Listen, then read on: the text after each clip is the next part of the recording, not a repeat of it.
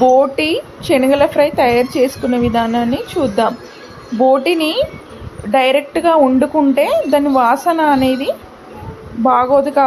బాగోదు. ఇలా ఉడికించి చేసుకుంటే ఏంటంటే దాని రుచి బాగుంటుంది.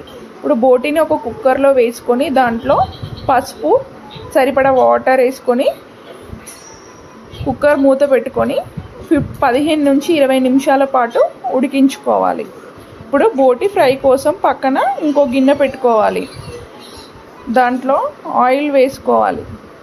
ఆయిల్ హీట్ అయ్యాక మసాలా దినుసులు, తరిగిన ఆనియన్, పచ్చిమిర్చి వేసుకొని చిన్న మంట పైన వేగిస్తూ ఉండాలి.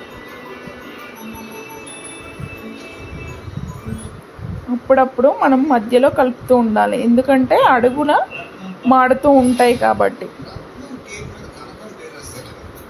ఇప్పుడు దాంట్లో కొంచెం వేగాక ముందుగా మనము ఉడకబెట్టుకున్న బోటిని వేసుకోవాలి.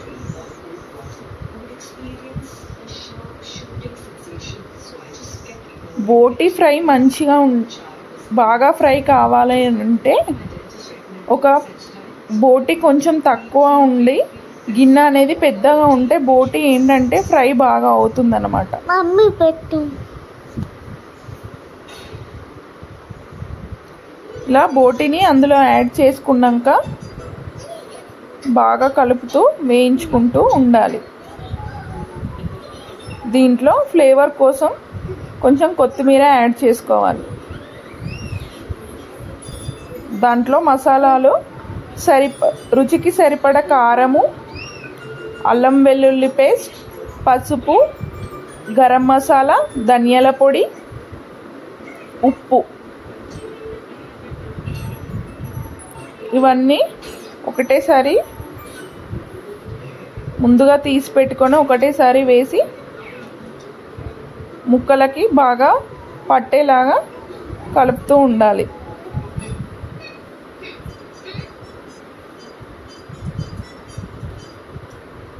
ఇలా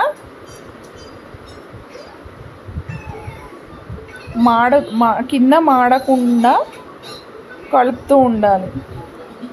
మనకి కారం తక్కువైంది అంటే మళ్ళీ వేసుకోవచ్చు అన్నమాట.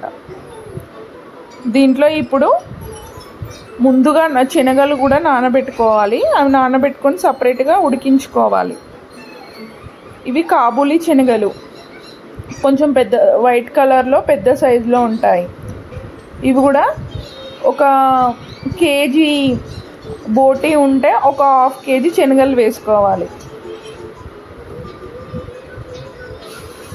ఇవి శనగలు వేసి శనగలకు కూడా ఉప్పు, కారం అన్నీ పట్టేలాగా బాగా కలుపుతూ ఉండాలి.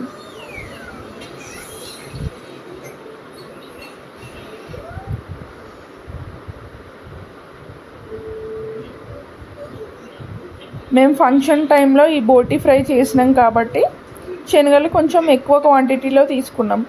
మీకు కావాలంటే శనగలు కొంచెం తక్కువ క్వాంటిటీలో తీసుకొని కూడా చేసుకోవచ్చు.